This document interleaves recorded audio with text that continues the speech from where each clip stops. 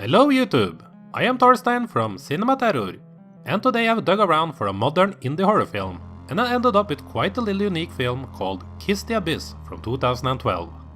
You got something to say? Say it. We should turn around. How's that so? Good idea. I must admit right away that I was close to turning this off after only the first few minutes, as this looked and sounded like something I would not be into. If you are familiar with my channel, then you do know that I enjoy low-budget features, but modern shot-on-digital ones rarely does it for me. While Kiss the Abyss got off the rough start, it did eventually start to win me over, and I must say, this was not bad at all. Kiss the Abyss tells the story of the young couple Mark and Leslie, played by Scott Wilson and Nikki Moore.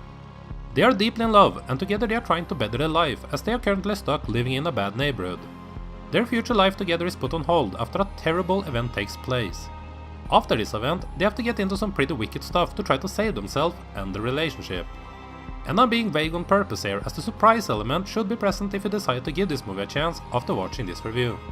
Kiss the Abyss is something new with a subgenre that has been present in horror films since the beginning of cinema history. And it does so in such a unique way, with twists along the ride that keeps your interest going while the story uncovers. While the story structure was a bit choppy and I would have done it differently, I have to give praise to them for the fact that they were able to make something new and fresh, especially as this is a low-budget production. More than often from these types of productions we get some silly type of serial killer premise that are playing off nostalgia of the 80s slasher boom, so on that alone Kiss the Abyss sets itself apart.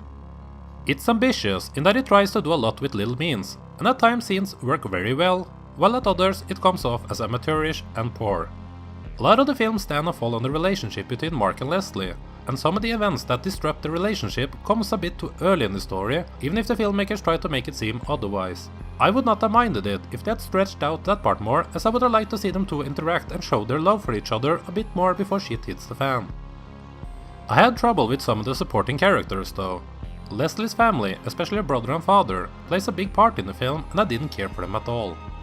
They are a bit too over the top with the way the characters are supposed to act, and it didn't come off as believable.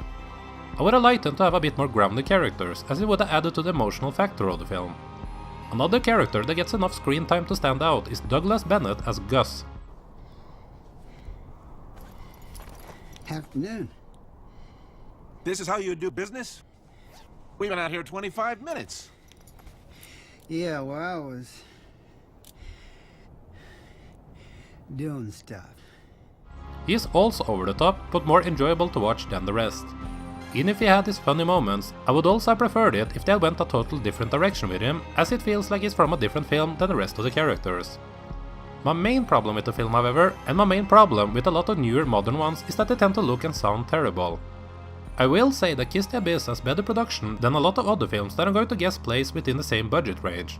But there are some scenes that I felt were bad, perhaps just due to lack of time, so I understand it from the filmmaker's perspective, but it does hold the film back from fulfilling its potential. This was the first, and so far only film, that has been done by Ken Winkler. He directed, produced and co-wrote the film together with Eric Rucker. As already said, it takes a lot to make a small budget film like this work, so even if he didn't succeed with all aspects of the film, I do hope that he's proud of the work he did. Even if I didn't love this, I would not mind seeing a new film with better budget from him. Well, here's the deal. If you ever come near my daughter or my family again, that's you in this chair. You got that? You can't. She's my wife, Harold. You can't do that. You're finished, son. Kiss the Abyss is a low-budget film that tries to do something new and unique.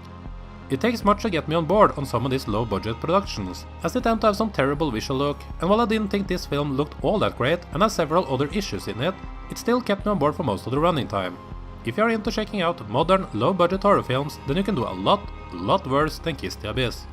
The filmmakers should be proud of what they were able to produce here, and while it is not a film I think the general audience will have patience for, I found it to ultimately be an okay experience. Kiss the Abyss gets the respectful score of 2.5 out of 5. Has anyone else out there seen or heard of this film? I'd love to hear others' thoughts on it, as it is not a film that a lot of people have done a review for. Any other new low-budget horror films that you feel deserve more praise? Let me know about it in the comment section below. Push that like button if you want me to do reviews of more of these types of films. And I hope you enjoyed the video, and of course, thank you for watching.